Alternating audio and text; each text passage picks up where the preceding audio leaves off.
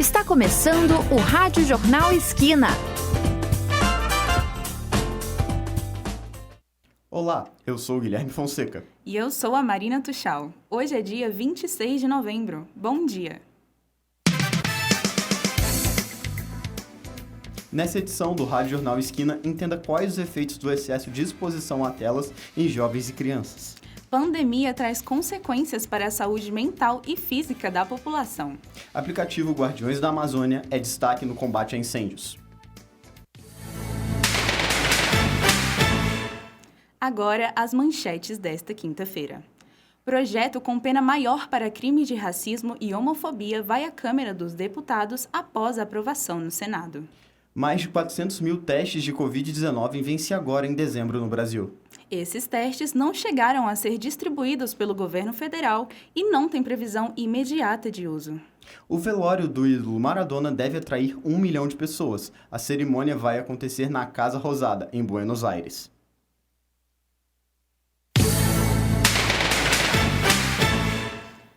As crianças brasileiras estão passando bem mais tempo na frente da televisão e dos jogos online que o recomendado. A repórter Sandy Mello tem as informações. De acordo com a Sociedade Brasileira de Pediatria, o tempo recomendado de exposição a telas varia conforme as faixas etárias. 0 para crianças até 2 anos, 1 hora entre 2 e 5 anos e até 2 horas para crianças com mais de 5 anos. Diante da pandemia do coronavírus, a educação de crianças e jovens passou a ser mediada por telas de computador, celular e tablet. E o momento de brincadeiras perdeu espaço para jogos online. A mãe Janaína Nakai conta que os filhos passaram a utilizar mais o tablet e o videogame. Com certeza aumentou o tempo de acesso a eletrônicos e a todos os tipos de tela, né? Tanto televisão como computador ou tablet, né? E além de aumentar pelo fato de eles passarem a assistir aulas por meio de aparelhos eletrônicos, aumentou também em virtude de questão de ociosidade. A neuropsicóloga Andréia Alvani alerta sobre o possível risco de a criança desenvolver problemas por causa da exposição prolongada a telas. A televisão e as telas, de forma geral, diminui a inteligência global da criança. E a tela aumenta também a questão da hiperatividade geral, o famoso TDAH, né? Então, ele tem uma maior chance de desenvolvimento, não é que vai causar. Então, uma criança mais exposta, ela tende a ficar mais ansiosa e mais distraída e aumentar o nível de maturidade cerebral de forma geral. Andréia Alvani cita algumas medidas que podem minimizar os riscos das telas para crianças e jovens. Eu sei que principalmente por conta da pandemia não dá para deixar a criança sem tela. Eu acho que uma das coisas é evitar o tempo prolongado, oferecer mais brincadeiras com jogos, brinquedos mesmo, físicos. E quando for para a tela, oferecer meios mais adequados, do tipo jogos mesmo que envolvam raciocínio, programação adequada para a faixa etária, observar qual o conteúdo que a criança está jogando, assistindo. A neuropsicóloga orienta as famílias a entreter a criança com atividades manuais, como ajudar a preparar a alimentação e cuidar de tarefas domésticas adequadas à idade. De Porto Velho, Sandy Mello para o Rádio Jornal Esquina. As populações vulneráveis do Distrito Federal têm sido alvos de remoções promovidas pelo governo. As ações ocorrem mesmo depois da Lei de Enfrentamento da Covid-19 proibir despejos nesse momento. A reportagem é da Bruna Duarte. A lei número 6657 foi publicada em 27 de agosto justamente para evitar que as populações mais vulneráveis fiquem expostas à contaminação pelo coronavírus. Arquiteta e urbanista, a pesquisadora Ludmila Araújo alerta que essas ordens de despejo se tornam muito mais preocupantes no contexto da pandemia. Ela lembra que as pessoas que estão na rua para morar ou trabalhar, como é o caso dos vendedores ambulantes, não têm outra alternativa.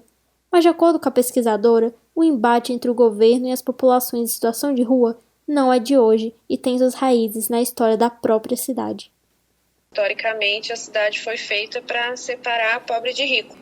Quando a cidade foi construída, foram trazidos muitos trabalhadores, do Brasil todo para participarem desse processo, mas essas pessoas não tinham direito de estar no plano piloto. Recentemente, famílias que moravam perto do CCBB há mais de 30 anos foram despejadas em plena pandemia. Mas, segundo o governo do Distrito Federal, construções habitadas não estão sendo alvo de remoções. De Brasília, Bruna Duarte para o Rádio Jornal Esquina. Durante a quarentena do coronavírus, os idosos estão entre os mais afetados pelo isolamento social. A reportagem é da Júlia Luma. A fonoaudióloga Cláudia Pietro Bon, especializada em cuidados com a terceira idade, conta que percebeu piora nos pacientes que atende. Eu posso te afirmar que mais de 90% dos meus pacientes estão piores. Muitos pararam de conseguir se comunicar, expressar o que quer. E em alguns casos até de se locomover e ouvir. É triste demais essa situação.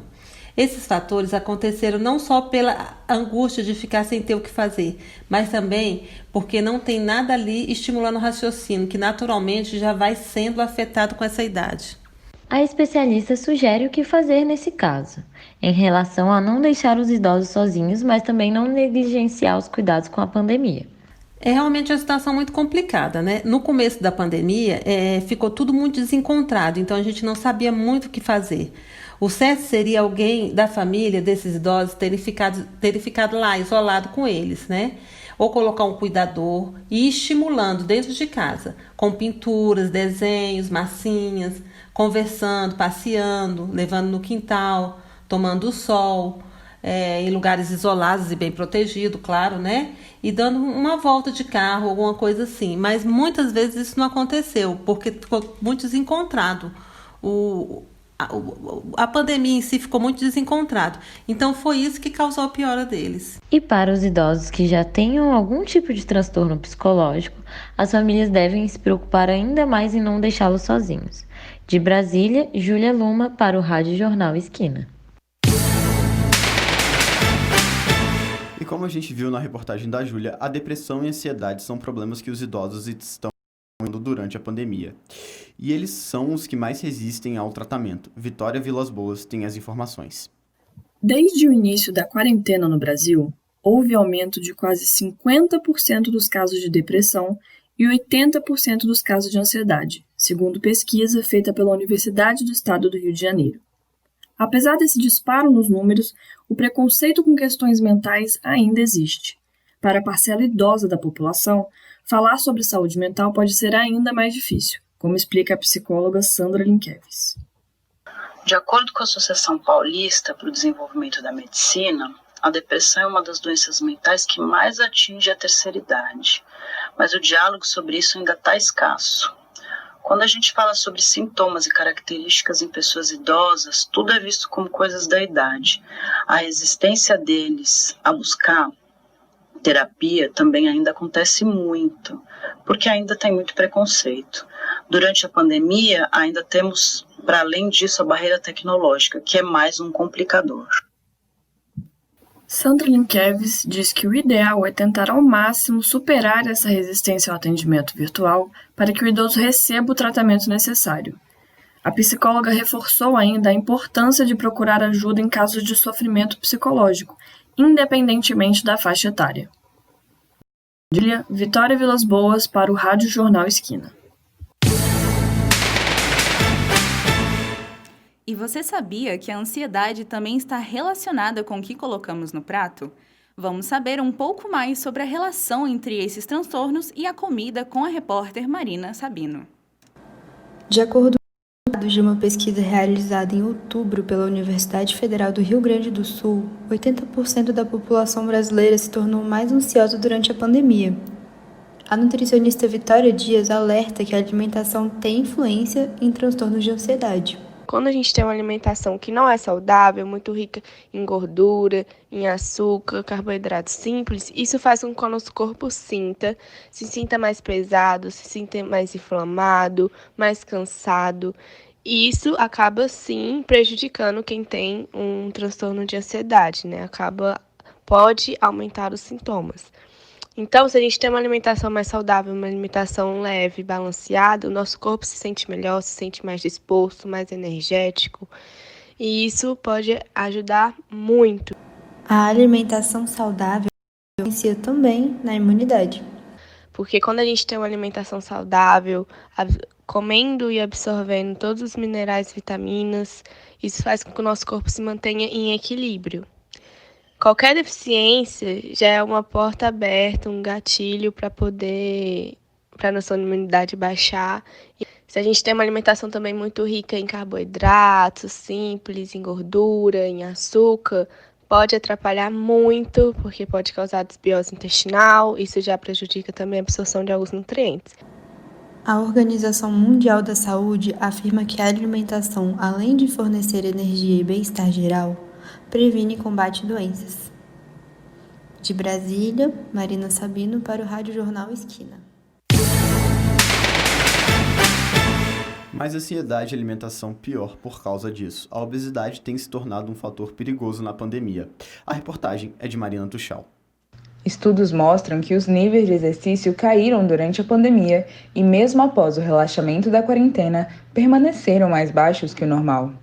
Uma doença crônica e progressiva, a obesidade atinge 600 milhões de adultos e 100 milhões de crianças ao redor do mundo. O nutricionista Felipe Andrade alerta que ela é um fator de risco para quem tem coronavírus. Pelos estudos, que comentam, os artigos que saíram falaram que foi falado, na verdade, que o tecido adiposo, no caso a gordura, ela é uma casa para o Covid-19, Então, queira ou não, a gordura é um processo inflamatório, um tecido inflamado no corpo. Então, com isso, queira ou não, a gente tem a imunidade baixa, Muitas das pessoas obesas têm imunidade baixa, têm problemas de pressão, gordura no fígado, então tudo isso degrada o corpo, Com isso, o corpo ele fica um pouco debilitado. Uma análise publicada pelo Banco Mundial em 26 de agosto apontou que a obesidade não só aumenta o risco de morte em pacientes com Covid-19 em quase 50%, mas também pode limitar a eficiência de uma vacina contra o coronavírus. De Brasília, Marina Tuchal para o Rádio Jornal Esquina. A forma de se exercitar mudou desde o início da pandemia e os treinadores tiveram que se adaptar. A reportagem é de Rebeca Torres. O profissional de educação física teve que inovar durante o período em que as academias ficaram fechadas. Alguns adotaram um modelo de aulas online, outros passaram a ir na casa dos alunos para treinar em um ambiente externo. O professor de educação física, José Neto, foi um dos que tiveram que se adaptar. Meus alunos, a preferência foi por aula presencial, não dei nenhuma aula online. Então, o que eu fiz para suprir a carência dos exercícios na academia, que eu aluguei alguns pesos. Eu aluguei de uma pessoa que tinha um estúdio, que tem um estúdio, e que na pandemia estava fechado e se viu sem conseguir pagar seu aluguel. Então, essa pessoa montou alguns kits dentro do próprio estúdio, com barras, anilhas e etc., e passou a alugar para profissionais externos. Fazer exercícios físicos é fundamental tanto para a saúde do corpo quanto a da mente. Mas, neste momento de pandemia, o ideal é privilegiar as atividades ao ar livre e sem aglomerações. De Brasília, Rebeca Torres, para o Rádio Jornal Esquina. No próximo bloco, o aplicativo Os Guardiões da Amazônia tem movimentado a população a contribuir com o combate aos incêndios florestais. Você está ouvindo o Rádio Jornal Esquina. O aplicativo Guardiões da Amazônia foi criado para incentivar a população a contribuir com o combate aos incêndios. A repórter Júlia Branco tem as informações.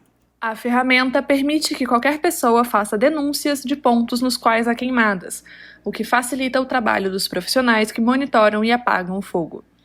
O aplicativo foi criado este ano pela 17ª Brigada de Infantaria de Selva do Exército, localizada em Porto Velho, Rondônia. O comandante da unidade, General Lima, explica que inicialmente o Guardiões da Amazônia funciona em todos os estados da região norte do Brasil. É muito importante a participação da população brasileira utilizando o aplicativo Guardiões da Amazônia. Ele vai ter uma ampliação de seu uso para outros estados e ele é, sem dúvida nenhuma, a forma essencial de combater os crimes ambientais. O aplicativo já recebeu mais de 1.600 denúncias que foram apuradas pelas autoridades locais. Os dados coletados pelo sistema são compartilhados com mais de 50 órgãos de preservação ambiental, como o IBAMA e o ICMBio. O aplicativo Guardiões da Amazônia pode ser baixado gratuitamente pela população na App Store e na Play Store. De Porto Velho, Júlia Branco para o Rádio Jornal Esquina. A Marinha publicou em outubro o relatório de combate à contenção do derramamento de óleo na costa brasileira. O trabalho começou no dia 30 de agosto de 2019 e foi finalizado em 20 de março de 2020.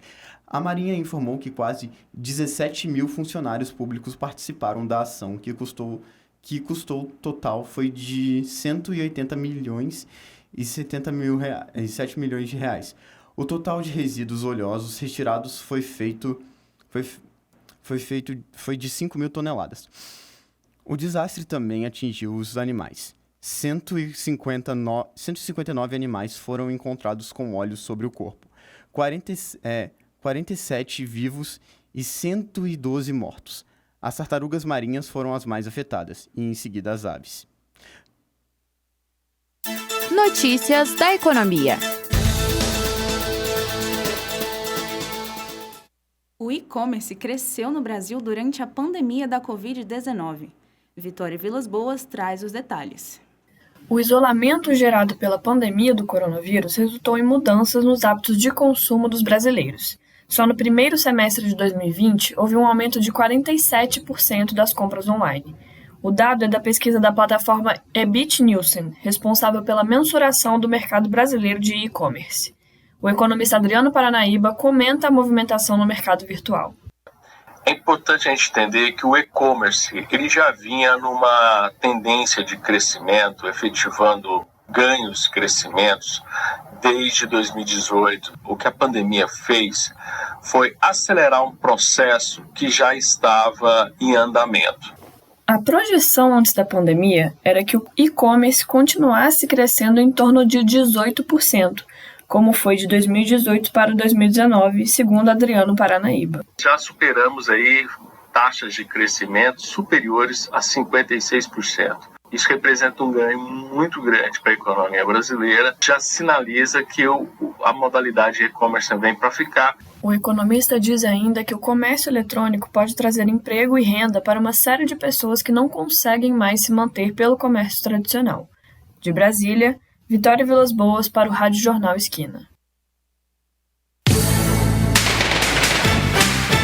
O novo sistema de pagamento instantâneo criado pelo Banco Central, o Pix, vai facilitar as transições financeiras. O repórter Gabriel Costa tem mais informações. O Pix está sendo implementado no Brasil agora, mas já existe em outros países, como a Índia e o Reino Unido. E lá este recurso está fazendo sucesso. O coordenador do eixo financeiro do programa Superendividados, do TJDFT, Rafael Rico, explica como funciona essa nova operação. As transações elas vão ser feitas eletronicamente, 24 horas por dia, 7 dias por semana, inclusive nos feriados, e o valor vai entrar na conta do favorecido de uma forma instantânea, em qualquer instituição financeira participante do Pix. E não só instituições financeiras, mas também fintechs, instituições não bancárias que fizerem adesão ao Pix no Banco Central e vão permitir as transações entre pessoas físicas, órgãos governamentais, pessoas jurídicas, e o principal meio indutor para isso são os aplicativos móveis. O custo das operações realizadas no Pix são mínimos. De acordo com o Banco Central, o objetivo do aplicativo não é o lucro. A cobrança das tarifas será apenas um retorno dos gastos necessários para a operação ser feita. O valor cobrado será em torno de 1 centavo a cada 10 pagamentos. A professora e doutora em economia, Daniela Fredo, acredita que, apesar dos benefícios, nem tudo é necessariamente positivo. O ponto negativo na minha opinião, é o fato de que você vai romper a fronteira dos dias úteis. Isso pode ser positivo ou negativo. Por exemplo, se você tivesse antes usando um banco e fosse entrar no cheque especial, você poderia deixar para fazer uma compra de supermercado no sábado, no domingo, que só na segunda-feira a sua conta ia ser debitada e você entraria, vamos supor, nesse cheque especial. Agora, isso pode acontecer no sábado, pode acontecer no domingo. Para usar o Pix, basta ter o aplicativo de cliente do banco ou empresa de pagamento no celular e ter a chave Pix. Essa chave representa o endereço da conta do Pix. Para criar essa chave, pessoas ou empresas precisam usar uma das 4 formas de identificação no aplicativo: CPF ou CNPJ, e-mail, telefone ou a chave aleatória, que é criada na hora da transação. O limitante ainda do Pix é que a principal forma de uso vai ser via internet, via smartphone. Mas mesmo assim, eu acho que tem uma capacidade grande de abarcar todas as camadas sociais, as esferas da população. Eu acho que é uma revolução que a gente só vai ter noção daqui a 1 ano, mais ou menos, de como que vai estar o mercado. Mais de 3,5 milhões de pessoas já se cadastraram no Pix. De Brasília, Gabriel Costa para o Rádio Jornal Esquina. E agora, a previsão do tempo com Bruna Duarte. Previsão do tempo. Quinta-feira de muitas nuvens aqui em Brasília, com chuvas isoladas. Hoje, a temperatura máxima sobe um pouco, chegando aos 27 graus. Já a mínima fica em torno dos 17. O final de semana deve ser um pouco mais ensolarado aqui na capital, com a máxima chegando até 29 graus e poucas nuvens no céu. As informações são do Instituto Nacional de Meteorologia. De Brasília, Bruna Duarte para o Rádio Jornal Esquina. As mudanças feitas no ensino médio já são realidade em algumas escolas do Distrito Federal. Até 2022, todas devem estar adaptadas. A reportagem é de Guilherme Fonseca. A Lei número 13.415 de 2017 prevê mudanças na base curricular comum do ensino médio. Os alunos terão uma formação geral básica e, a partir dela, terão mais liberdade para escolher matérias que tenham a ver com a atividade profissional que pensam em exercer no futuro. A Secretaria de Educação oferece cursos para que os professores do DF se preparem para a nova realidade. A professora doutora Laura Goulart é formadora do curso do Novo Ensino Médio na Escola de Aperfeiçoamento dos Profissionais de Educação. Ela explica que a pandemia afetou o processo de adaptação das escolas. Primeiro, você pergunta se a pandemia afetou. A pandemia afetou o mundo inteiro, então, evidentemente, afetou a implementação do novo ensino médio, mas não paralisou. O curso inclui o conteúdo de metodologias ativas, que discutem abordagens pedagógicas para contribuir com a abordagem do novo ensino médio. De Brasília, Guilherme Fonseca para o Rádio Jornal Esquina. 113 prêmios Nobel de Literatura já foram distribuídos no decorrer da história, e apenas 16 foram para mulheres. O 16º foi concedido neste ano para a poetisa americana Louisa Gluck, o que levantou a discussão sobre a desigualdade de gênero também na literatura. A reportagem é de Milena Castro. Lugares de destaque na literatura ainda são ocupados principalmente por homens. Isso não ocorre pela pouca capacidade ou repertório reduzido das mulheres, mas por um conjunto de heranças socioculturais também espelhadas nesse setor. A autora Beatriz Faria explicou que é privilegiada por nunca ter passado por problemas no mundo editorial enquanto mulher. Conheço muitas autoras que tiveram muitos problemas, que foram eliminadas sem causa justa em concursos literários, bancas avaliadoras, pelo fato de serem mulheres e não representarem o contexto em que estavam. Então, eu vivencio muito da experiência de outras mulheres que eu conheço, mas felizmente eu ainda não passei. Mas é uma coisa que eu sei que em algum momento da minha vida eu provavelmente vou passar. A luta das mulheres pelo direito de serem ouvidas e respeitadas de forma justa na sociedade tem a literatura como mais uma área que precisa ser transformada. Até o século XX, era muito comum escritoras utilizarem pseudônimos masculinos para não sofrerem críticas e condenações. Beatriz Faria citou as escritoras nacionais Ana Miranda, Marta Medeiros, Ruth Rocha, Clarice Lispector e Thalita Rebouças como fonte de incentivo. Ao enxergar essas mulheres na escrita, eu enxerguei um palco que elas estão reivindicando, uma coisa que ainda é bem recente para a época, eu digo 2020, ainda é uma dificuldade você ter atenção nas livrarias, as pessoas procurarem por leituras nacionais. Então, com essas autoras eu consigo ter uma perspectiva de alcançar os mesmos patamares que elas alcançaram.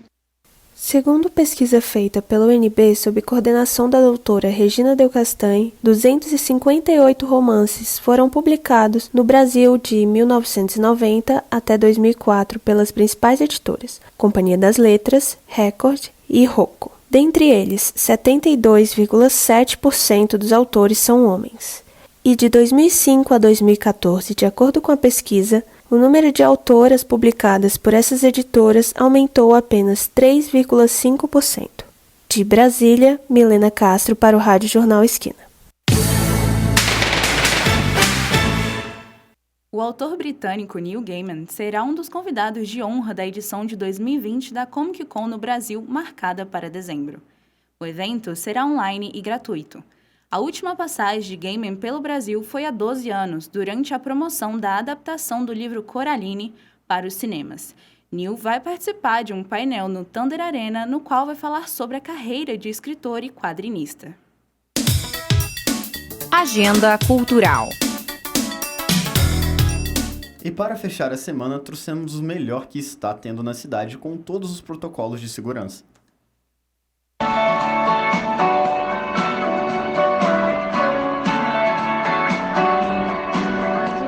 Esquina, caminhando junto com você. E para fechar a semana de mais um Rádio Jornal Esquina, trouxemos o melhor que está tendo na cidade para você, seguindo todos os protocolos da Covid-19. Sábado, dia 5 de dezembro, acontece o Festival Beta, com apresentações do Biquíni Cavadão, Bloco Eduardo e Mônica, O Bando e Titãs. O evento acontecerá no Mané Garrincha e a entrada é de R$ 240 a meia por mesa de 4 pessoas. Outra opção para o dia 5 é a peça DPA, em Brasília, no ginásio Nilson Nelson, e o valor da entrada para a arquibancada está R$ 75 a inteira.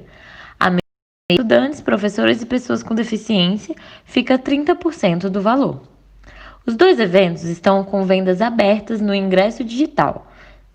Com a chegada do fim de ano, o Cinedrive em Brasília conta com uma programação especial de Natal, que se encontra disponível no site deles.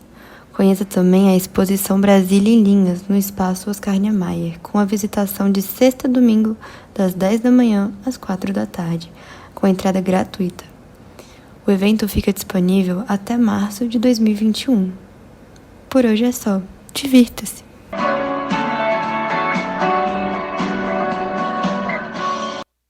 O Rádio Jornal Esquina fica por aqui. Você ouviu o Rádio Jornal Esquina. Produção, Milena Castro. Edição, Sandy Mello. Trabalhos técnicos, Eziel Veloso e Paulo Roberto. Apresentação, Marina Tuchal. E Guilherme Fonseca. Até mais. Tchau.